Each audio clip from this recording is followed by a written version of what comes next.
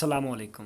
उम्मीद है आप सब खैरियत से होंगे। वीडियो के आगाज़ से पहले गुजारिश है कि हमारे चैनल को सब्सक्राइब कर दें और साथ में घंटे के आइकन को दबा दें ताकि हमारी आने वाली लेटेस्ट वीडियो सबसे पहले आप। अस्सलामुअलैकुम, मुझे फसी खान कहते हैं और आप देख रहे हैं यूट्यूब चैनल फसी दुबई पे। आप सब लोगों को अपने चैनल पे एक नई वीडियो के साथ वेलकम करता हूँ। आज मैं कैमरा के सामने देख के इधर उधर देख के बात नहीं करूँगा, बिल्कुल कैमरा के सामने बात करूँगा। और मुझे बड़ी खुशी होती है।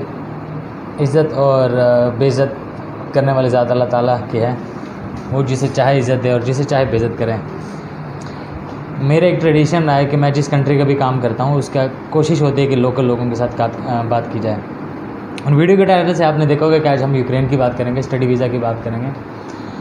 तो मेरा एक फॉलोअर वहाँ पे है, उसने मुझे तरतीब जो बताई थी या जो तरतीब है वो भी मैंने आप लोगों के सामने रखी। 5,000 का पाकिस्तान से डायरेक्ट है US डॉलर्स का ख़र्चा, वो भी आपके पास FSC मतलब की डिग्री होनी चाहिए और वो ग्रेजुएशन मेडिकल जो सेक्टर है या मेडिकल के जो डिसिप्लिन है उसमें आपका एडमिशन कराएंगे। और अगर आपके पास डॉक्यूमेंट्स नहीं है, मतलब FA और ये चीज़ मैट्रिक के डॉक्यूमेंट्स नहीं है, तो फिर आपको किर्गिस्तान के थ्रू उसका 6,000 US डॉलर का ख़र्चा है। और किर्गिस्तान के थ्रू जो है उसका पाकिस्तान से किर्गिस्तान का आपकी टिकट आपकी खुद की होनी चाहिए, किर्गिस्तान से यूक्रेन की टिकट वो लोग आपको देंगे। तो इस पर काफ़ी सारे लोगों ने कहा कि ख़र्चा ज़्यादा है और पैसे ज़्यादा हैं, और बिल्कुल ज़्यादा हैं।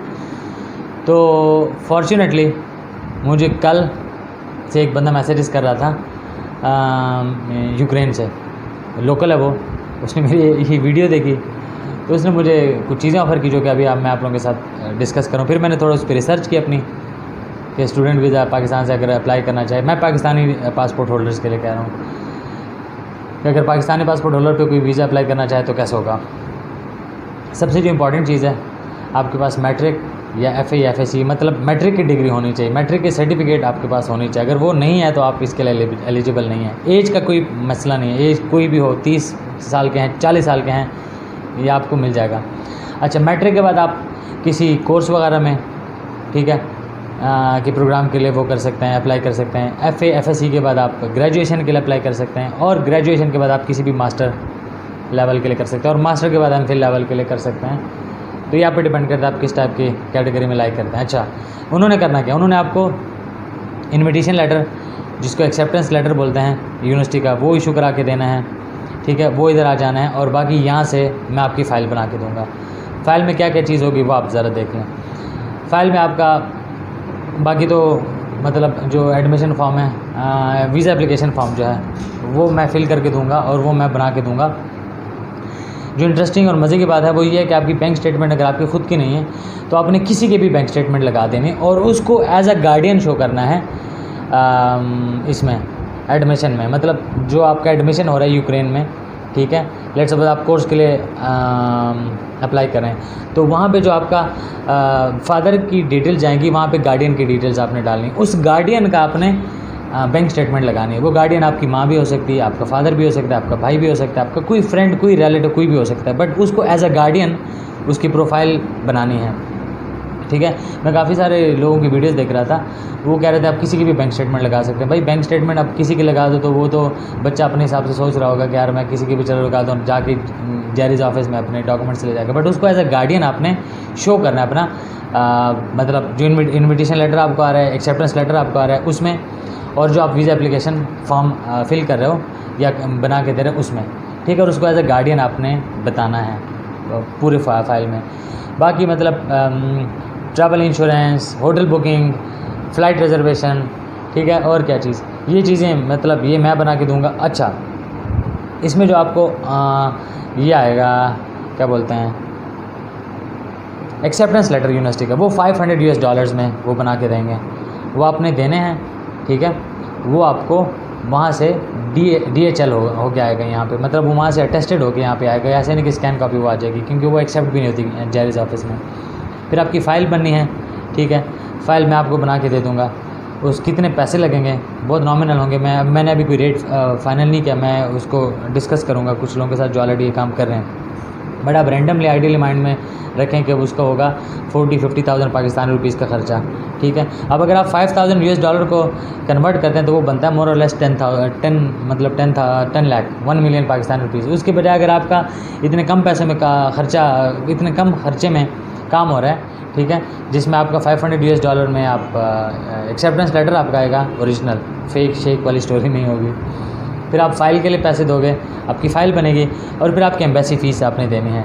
तो मतलब मोरलेस आपका ये 1-1.5 लाख में काम हो जाना है। बकाया जितनी भी पेमेंट है, और टिकट आपने खुद करनी है, बकाया जितनी भी पेमेंट है यूनिवर्सिटी की फ़ीस और ये लेटरम पटरम वो उधर जाके आपने करनी होगी। वो आप करना चाहें तो भी ठीक है, नहीं करना चाहें वो भी आपकी मर्ज़ी है, ठीक है। खली वली होकर अपना काम करना चाहें वो भी आपका अपना टेक होगा। तो अगर आप मुझे कांटेक्ट करना चाहते हैं तो नीचे डिस्क्रिप्शन में व्हाट्सअप नंबर मेरा गिवन होगा, उस पर आप मुझे कांटेक्ट कर सकते हैं। और कमेंट्स के पिन में भी मैं उसको लगा दूँगा, उस पर आप मुझे कांटेक्ट कर सकते हैं। आप प्लीज़ प्लीज़ प्लीज़ काम की बात करना, इररेलेवेंट बात मत करना। ऑफिस टाइम में सुबह 9 से शाम 6 तक, जुम्मा इतवार किसी भी दिन आप मुझे कॉल कर सकते हैं, कांटेक्ट कर सकते हैं। जुम्मे वाले दिन जस्ट 12 बजे से 3 बजे तक मेरा ब्रेक टाइम रहता है, क्योंकि जुम्मा नमाज का टाइम होता है, खाने का टाइम होता है, तो वो मैं ब्रेक लेता हूँ। बाकी मैं 7 डेज़ अभी काम करता हूँ और 9 to 6 मेरा काम रहता है। तो आपने रेलेवेंट बात करनी है, ये नहीं कहना मैंने ये किया हुआ है, मेरे लिए क्या है। भाई आपने जाना है, आपने बेसिकली जो जाना है ना वो है रोज़ी रोटी के लिए जाना, जो सीधी अल्फाज वाली बात है। तो आप कोर्सेज़ को छोड़ देंगे, कोर्स कौन सा होगा, मेरे लिए कौन सा कोर्स सूटेबल है, मैं किस एज वाली स्टोरी भी बता दी है, ठीक है। आप कब जा सकते हो, ठीक है। अगर उन्होंने मुझे ये बताया कि अगर आपके पास मतलब 5 से 6 लोग अरेंज होते हैं तो हम आपका ट्रिप उनके साथ अरेंज करा देंगे, आप भी उनके साथ आ सकते हैं। तो मैं खुद भी ये चाह रहा हूँ कि मैं जो इनिशियल लोग भेजूँ उसमें मैं भी उनके साथ जाऊँ, सो दैट मैं खुद वो चीज़ देखूँ और उनकी वीडियो शूट करूँ। तो ये कुछ डिटेल्स थी, ठीक है, जिसमें मैं हर वीडियो में आज के लिए कह रहा हूँ कि आपने कुछ चीज़ें जो हैं वो फॉलो करनी है। मतलब मुझे आप लोग कह रहे होते हैं सर आप मैसेज का रिप्लाई नहीं करें, मतलब कमेंट के लिए आपके पास टाइम होता है। जब मैं आपको रिप्लाई कर देता हूँ, पैसे बता देता हूँ कि ये तरतीब है, ये प्रोसेस है, उसके बाद आप बिल्कुल गायब, जैसे गधे के सर से सींग गायब होता है ना, वैसे आप गायब हो जाते हो। तो आप सबसे पहले ये माइंड में रखें कि ये पैसे लगेंगे आपके, तब आपका काम होगा। विदाउट पैसा आपका कोई भी काम नहीं हो सकता और कोई भी आपका काम नहीं करेगा, ठीक है। अगर विदाउट पैसे वाला काम है तो आप फ्री वाले वेबसाइट्स वगैरह वो करें, स्कॉलरशिप्स वगैरह अप्लाई करें, वहाँ से आपका हो सकता है। आप किसी कंसल्टेंट, किसी मिड पार्टी के थ्रू, जैसे मैं हूँ, उसके थ्रू आप काम करोगे, जिसमें आपको विजिट वीज़ा पे खर्चा आएगा, फाइल प्रिपरेशन के पैसे लगेंगे, कंसल्टेंसी के पैसे लगेंगे। मुझे एक कमेंट आया कि यार इसको कॉल कर दो 5,000 मांगते। पहली बात है कि मैंने 5,000 मांगा नहीं होगा। अगर उसने मेरे साथ बहस की होगी, ठीक है, कॉल पे, ठीक है, क्योंकि कुछ लोग बहस करते हैं, तो फिर मैंने कहा होगा भाईजान कि आप मुझे ज़रा पैसे ट्रांसफ़र करो 2,000, 3,000, 5,000 मुझे फिर भी याद नहीं कि मैंने कभी किसी को कहा होगा, बट मैं भी मैंने कहा, इंसान है, तब मैं आपको टाइम दे दूँगा। क्यों, मेरा टाइम भी कीमती भाई, और कीमती ये नहीं कि मैं बहुत बड़ी चीज़ हूँ, मतलब मैंने उस टाइम को किसी और चीज़ में इन्वेस्ट करके पैसा कमाना है। मैं समझो फ्री फुल टाइम 24 घंटे फ्री में कॉल्स पिक कर रहा हूँ और आप लोगों को बता रहा हूँ, तो मैं कहाँ से खाऊंगा, मैं क्या कहाँ से कमाऊंगा। इस चीज़ का भी ध्यान रखें। आपको भी रोज़ी रोटी कमानी है और उसी चीज़ के लिए आप मुझे कांटेक्ट कर रहे हो, तो मुझे भी रोज़ी रोटी कमानी है। मेरी रोज़ी रोटी ये है कि मैं आप लोगों को रोज़ी रोटी के काबिल बनाऊँ, तो उसके लिए मेरे पास पैसे नहीं आएंगे तो हमारा प्रॉब्लम मतलब बढ़ता जाएगा। काफ़ी सारे लोग आपको अपॉइंटमेंट देते हैं, ठीक है, तो उसके पैसे लेते हैं। मेरी कॉल की या कॉल तो मैं इनकरेज नहीं करता, क्योंकि बहुत ज़्यादा कॉल्स आ रही होती हैं, मतलब मैं खुद भी फेडअप हो जाता हूँ। बट मैं आप कॉन्टैक्ट व्हाट्सएप पे, मैसेज पे, किसी भी वॉइस नोट पे आप मेरे से बात करते हो, उसका फ्री। आप मेरे ऑफिस आना चाहते हैं, उसका ऑफकोर्स अपॉइंटमेंट है, जिसका मैं 2,000 पाकिस्तानी रुपीज़ चार्ज करता हूँ। अगर आप मेरे ऑफिस में आते हैं एक बंदे का, वो भी 1 घंटे का, क्योंकि उसके लिए फिर मुझे आपके लिए टाइम निकालना है स्पेसिफिकली। मैं उस घंटे में कोई और कुछ भी नहीं कर सकता, सही है, वरना मुझे भी कुछ ना कुछ करना होता है। तो इस चीज़ का आपने ध्यान रखना है, ठीक है। ये बड़ा इजी है किसी को बोलना कि यार आप 2 नंबर हो, आप फ्रॉड हो, आप स्कैम हो, ठीक है, आपको रिप्लाई नहीं जा रहा, ठीक है, आप खुश रहें बजाय इसके कि आपके पैसे वेस्ट हो जाए, आपसे पैसे ले लिया जाए और आपका पैसा वेस्ट हो जाए, ठीक है। मेरे पास पहले टीम थी, 8-10 लोग थे, अब नहीं है और ना मैं रखना चाहता हूँ, ठीक है। आपको मैसेज नहीं जा रहा, आप गुस्सा हो गए, ठीक है, आप गाली गलौज दे रहे होगे मुझे, लेकिन एटलीस्ट आपका पैसा वेस्ट नहीं होगा, क्योंकि आपको आपके पैसे की टेंशन हो सकती है और मुझे मेरे नाम की टेंशन हो सकती है, किसी बंदे को टेंशन हो ही नहीं सकती, ठीक है। और ये मेरा एक्सपीरियंस रहा है। जब मैंने जॉब छोड़ी थी 2017 में, और बिज़नेस स्टार्ट किया था। तब इसी वजह से स्टार्ट किया था कि आप लोगों का प्रेशर था और आप लोगों को सर्विस देनी थी और आप लोगों को अच्छा काम करके देना था। उसके बाद से अभी तक ना तरतीब सेट नहीं हुई, बस चल रहा है काम, क्योंकि लॉस हो गया था बहुत ज़्यादा।